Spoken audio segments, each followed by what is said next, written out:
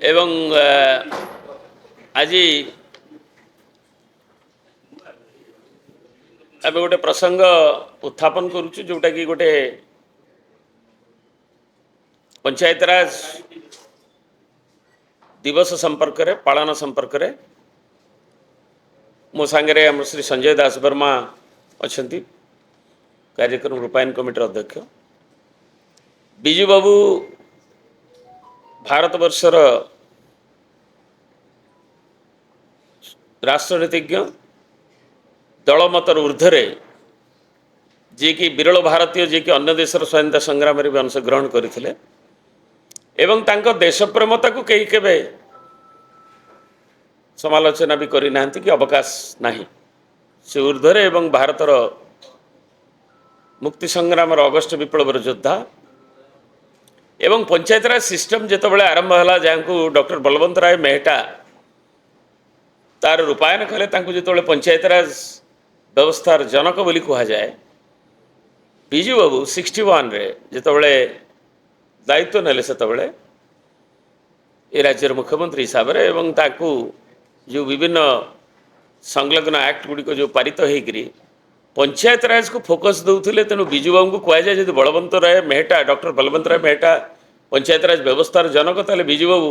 आपणकर मन थी पंचायत इंडस्ट्रीज सब करने छोट छोट लोक केमती ह्यूमन रिसोर्सेस को आम उपयोग हम और गाँवर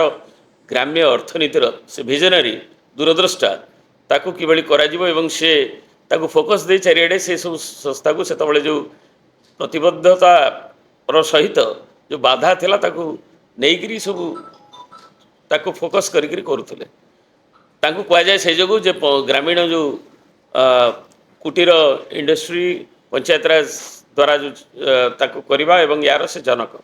बलवंत राय मेहटा होउछन पंचायतराज व्यवस्थार जनक ये होउछन पंचायतराज को स्ट्रेंथन करने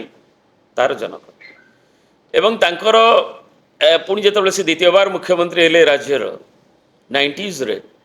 से तबले आमर जो पंचायतराज एक्ट जिला परिषद एक्ट तापर संविधान संशोधन सब कार्यक्रम है एवं सी होउछन अग्रणी भारतवर्ष महिला पंचायतराज व्यवस्था एक तृतीयांश जो संरक्षण पर जहाँकि परिवर्तित होकर नवीन बाबू बेले 50% को आसला एवं भारतर विभिन्न राज्य माने ताकू भी करुछंत तेणु एभली परिप्रेक्षी जड़े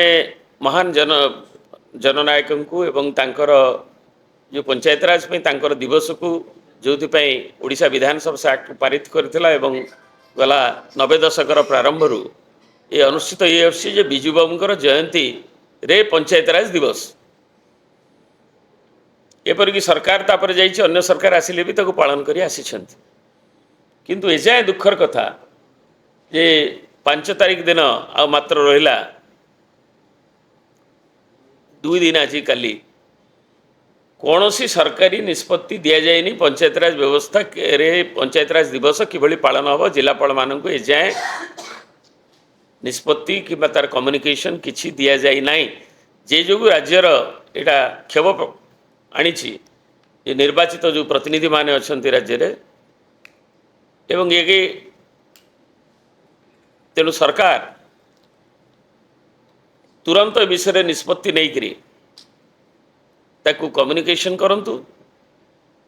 एवं तुरंत जो भली भाव में ता द्वारा पंचायतराज प्रतिनिधि मानकर गाँ गहली रे जो क्षोभ ता दूर हम एवं